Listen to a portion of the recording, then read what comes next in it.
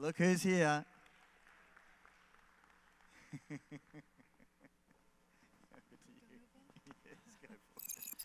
We are back with NFT Stories for another video. I have my co-hosts on the line. That's Crypto Novo 311 and Beskar X.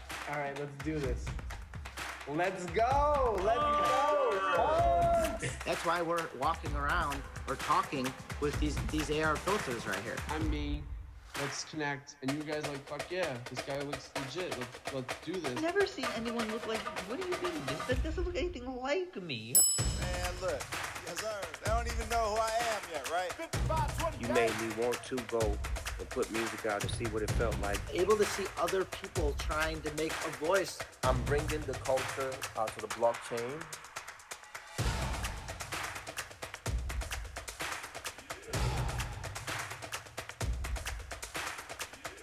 Who the fuck is the artist? This is absolutely insane.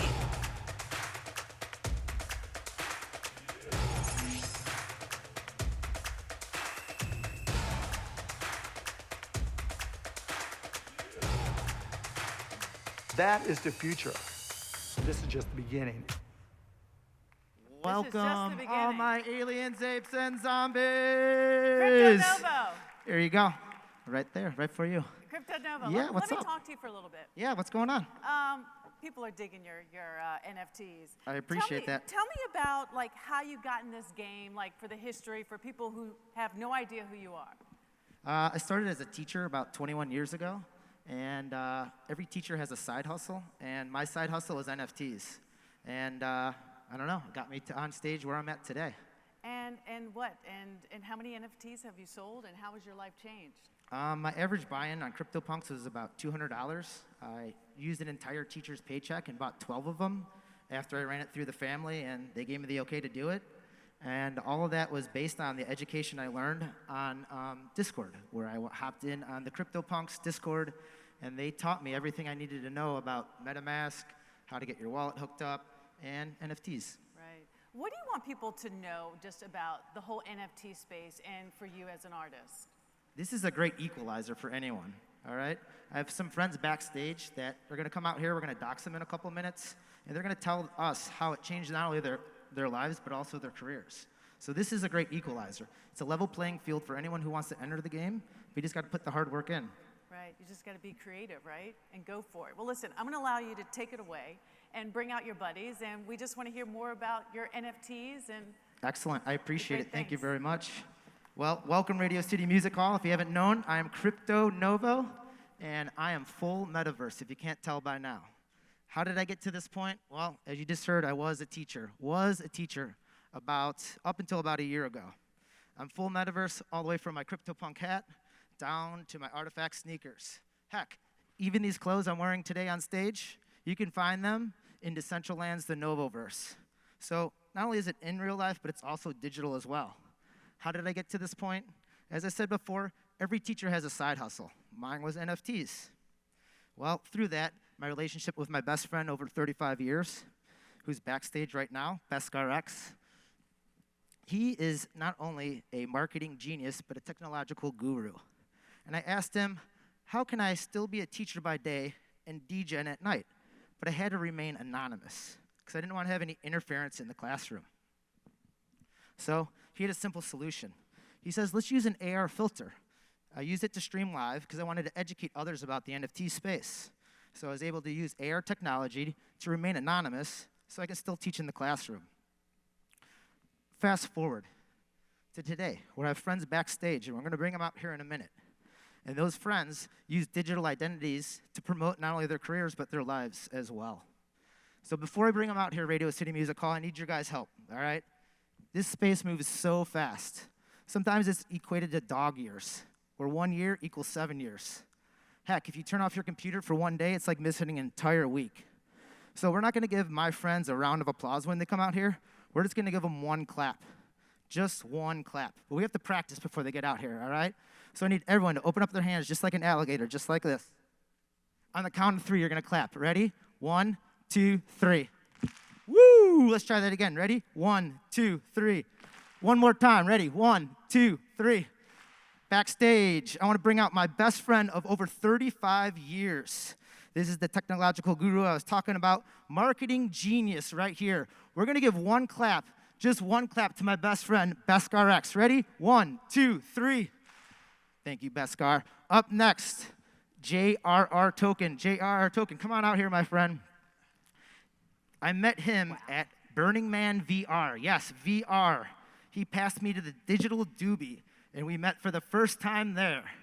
From there, he gave me the Artifact Alpha. He gave me the World of Women Alpha and the Atom Bomb Squad Alpha. He's the one that keeps me in the game. One clap for JRR Token. Ready? 1, 2, 3. Beautiful. Next up on stage, the first and only CryptoPunk rapper. You might see him all over the place. We're going to give one huge Radio City music clap to Spottie Wi-Fi. Ready? 1, 2, 3. Thank you very much. Now, gentlemen, this is probably the first time besides the green room that we were able to sit backstage. But I used their digital identities to explain who they are. But they're more than that. They're more than the digital identities. They have paved the way, not only in the NFT space, but also in different avenues. So first up with Beskar. Beskar, why don't you tell everyone who you are and what you do, my friend? Novo, you got it. How's everyone doing this morning at NFT.NYC? Woo! All right, great. How you doing? I'm Keith Soljacich. I'm the head of innovation at Publicis Media. I'm based here in the U.S. And as Novo had said, go way back in the day, started collecting NFTs together. But really early on, you could tell that this was going to be nothing short of a movement. Decentralized social media, everyone realigning within the pandemic to find the tribes and the spaces and places they want to connect and organize together, and realizing then that digital identity was going to be a big factor driving that. Publicis Media, and where I'm based right now, and working with big brands such as Marriott and Samsung and Macy's with this guy here and Pizza Hut, City Campbell's, brands are really looking at this space. They're a little confused. They might see CryptoPunks and not be able to understand that.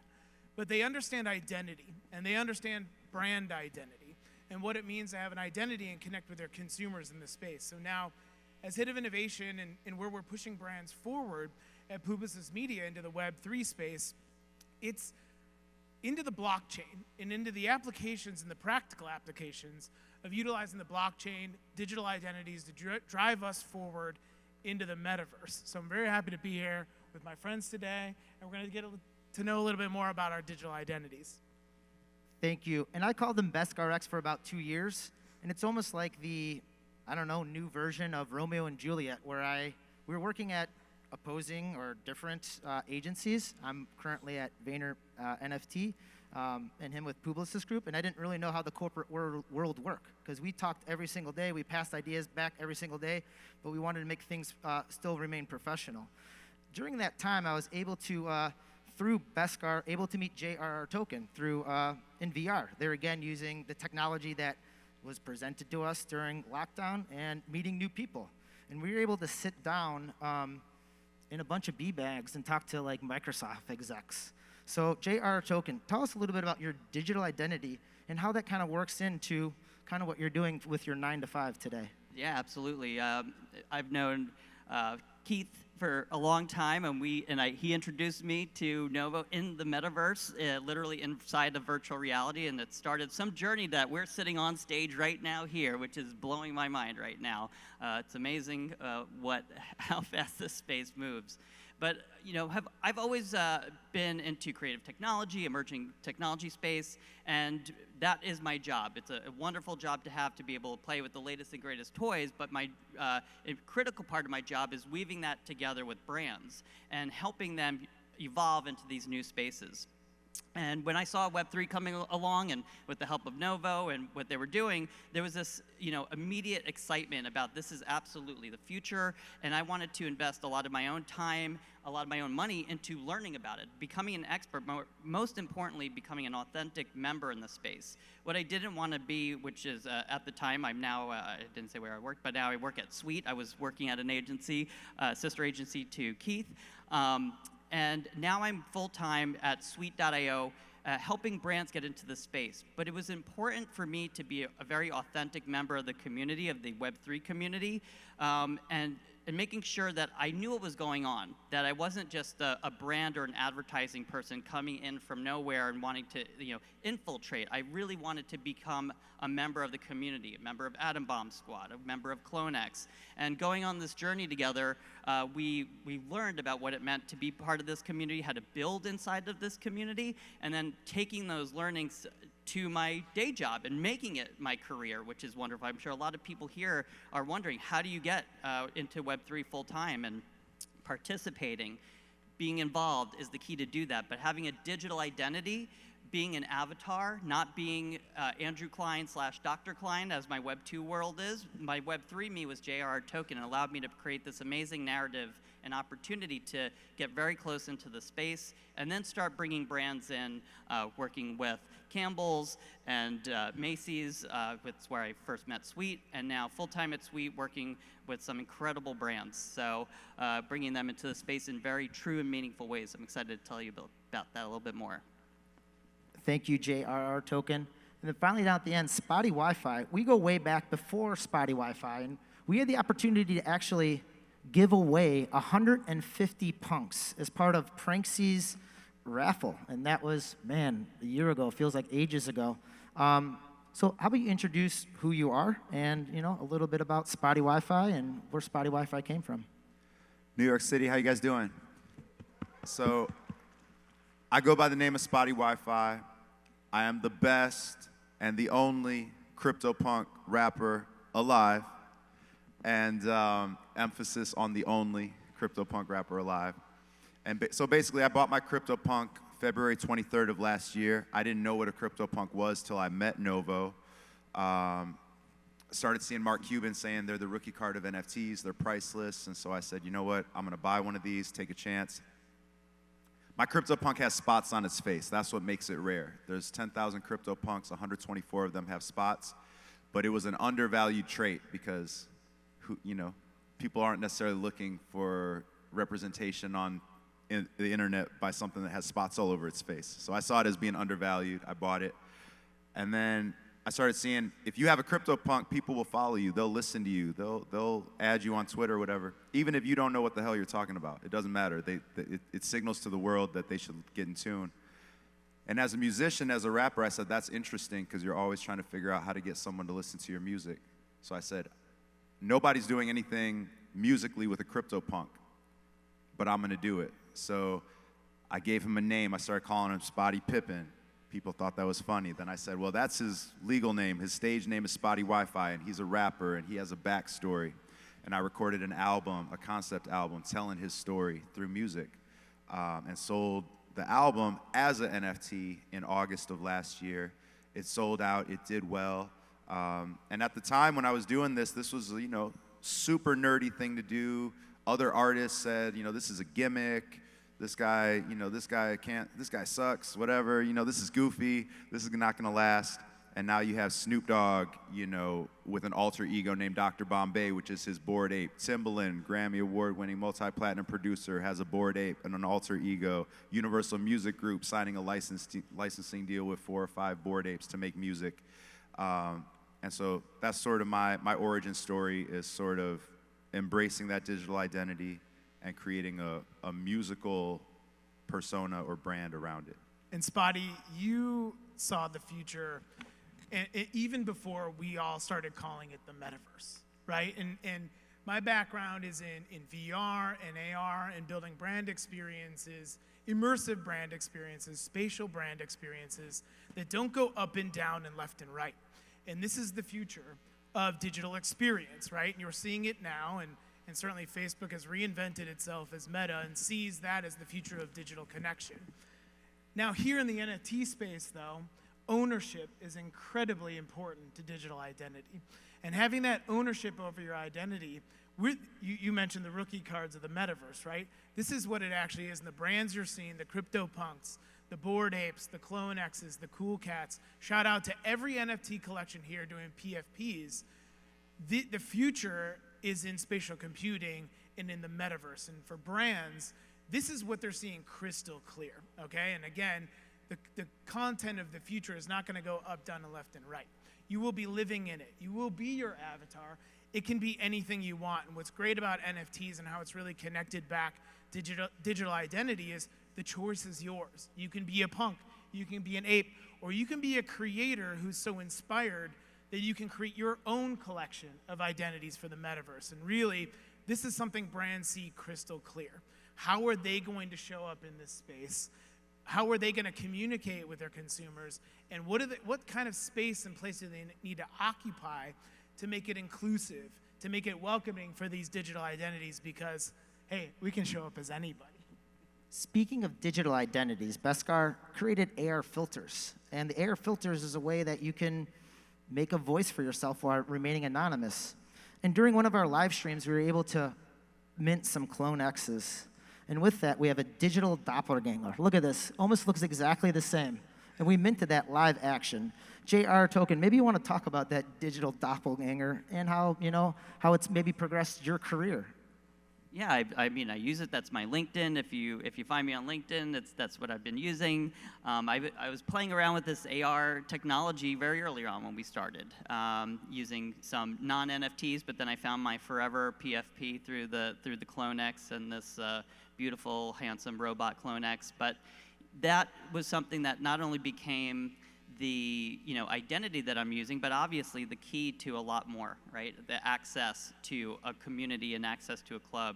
And that's where it's really important to look at something like Artifact that also was in the metaverse and AR space and leaned into how do we build a community around that where we're allowing people and the fans and the collectors to come in and have a say, have a place, and be able to access something really magical and unique. And that was something that was really inspiring to all of us. And again, it goes back to how do you make these authentic connections? I think we're at this time right now where there's a lot of free mints, a lot of random stuff, but we never got into that, into the NFT space for the flip. We absolutely got into the NFT space because of what's the potential of NFTs and the power of them, and being able to connect those with really authentic and meaningful communities to help do good. That's one of the benefits what I love waking up to and working at Sweet is that we are doing that. We're working with brands to bring them together with communities. Just recently, we've worked with Elton John, superstar, and yesterday we just launched his one-of-one hoverboard with the Jadu community. And we both the Elton John AIDS Foundation, their values match with the Jadu community's values. As a Jadu community member, was able to connect that dot and bring people together. And it just goes to show how embrace that when we made that notification, not only the Jadu community, but the 99% of the world who is also Elton John's fans saw this and saw how cool that was and important. And now we're raising funds with an auction for a beautiful one-of-one authentic hoverboard that looks so cool for Pride. And it's going to help. And everyone can get together and help raise funds, be connected and do good with the power of NFTs, versus going into just flip. Spottie Wi-Fi. Prior to becoming the first and only CryptoPunk rapper, you had musical talents before. How has being Spottie Wi-Fi maybe progressed your collection? Is there any other NFTs that we might see using digital identities coming from the Spottie Wi-Fi camp? You said how it's influenced my production? That was what you said? As far as your collection, the other NFTs that you're going to be having coming out with digital identities. Yeah, so, Spottie is the lead character in a universe that I'm creating. I have bored apes, I have gutter cats, I have a doodle, my wife has a cool cat. So Spottie has a hype man. His hype man is a bored ape named Goldrilla. He has cheetah fur, because I'm all about the spots, obviously. His DJ is a me-bit, DJ Mad Skells. I have another bored ape who's his security guard who also wants to rap. His name is Sergeant Simi. So I'm creating a universe of characters. Spottie is the lead character. But when I see giants like Snoop Dogg and Universal Music Group validating what I did and started doing a year ago, it kind of encouraged me, like, I'm going to double down, and I'm not just going to, be a lone wolf. Because I'm blessed to have this collection that I've amassed over the last year. So yeah, I have big plans. I'm putting the finishing touches on a comic book right now. animated content, all sorts of stuff. Music is really the tip of the spear. And look, never forget, right, no matter where the crypto market goes, up, down, left, right, backwards, technology is inevitable. And technology moves forward no matter what the crypto market does.